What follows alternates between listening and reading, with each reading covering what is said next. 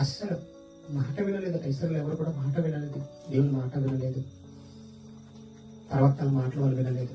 దాస్యపు దేశం నుండి విడుదలంటే ఐగుప్తుల నుండి వాళ్ళు విడిపించి చూశారు మోసే. మరలా ఐగుప్తుకి వెళ్దామని ఆలోచనలు తప్ప, అమ్మయ్య అక్కడ నుండి బయటకు వచ్చేసాం మేము, ఇక దేవుని కోసం లోపడతా, ఆయన కోసం పనిచేయాలి, ఆయన కోసం బతకాలని ఆలోచన రావట్లేదు.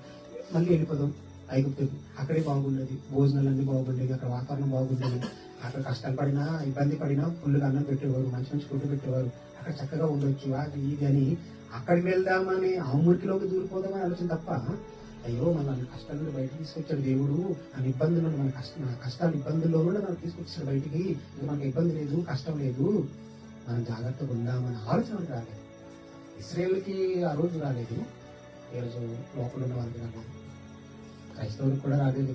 ఎందుకు రాలేదని అంటే వాళ్ళు కూడా అంటారు విధేయులు, దేవుడికి లోబడరు, దేవుడికి లోబడని జీవితాలు. ఒకప్పుడు ఏదో తిరిగేసాం ఊరి మీద, ఇప్పుడు దేవుడు క్షమించాడు, తీసుకొచ్చాడు, పాపం నుంచి విడుదల చేశాడు, నిలబడాలని సంఘాలు పెట్టుకున్నాడు. అయినా వాళ్ళు అదే పంపు, అదే జీవితం, మళ్ళీ అక్కడికి ఇలా అయినా దేవుడు క్షమిస్తున్నాడట.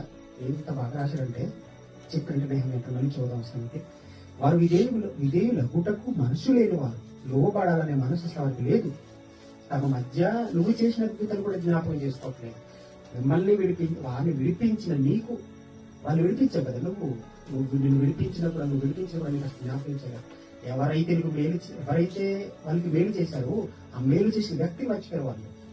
ఎప్పుడైనా వాళ్ళు ఉంటారు, ఎక్కడైనా అలా రోజు మీరు రాకపోతే మా పరిస్థితి ఎలా ఉండును, అలాను రోజు మీరు ఆ సమయం నా దగ్గర లేకపోతే మాకు ఎలా ఉన్నావు, మీరు ఆ టైంలో నాకు డబ్బులు రాకపోతే నా పరిస్థితి ఏమవును అని మనకి ఇంకా మేలు జరిగితే, ఎవరి వలన ఆ కష్టంలో ఆ బాధలు ఉన్నప్పుడు ఎవరైనా మేలు జరిగితే దాని గురించి మాట్లాడుకుంటాం కదా.